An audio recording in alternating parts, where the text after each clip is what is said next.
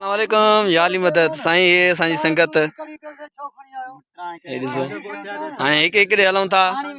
हे मुंहिंजो माता बाबा ऐं हे इनेश अवेस ऐं हे रफू ऐं हो चाचो गुलाम मुस्तफा चया हाय कर बाबा। वालेकुम अस्सलाम। ऐं हे असुदीर हा वरी हिन ॾे चऊं था हे साईं सदाबहार आशिक फ्याज़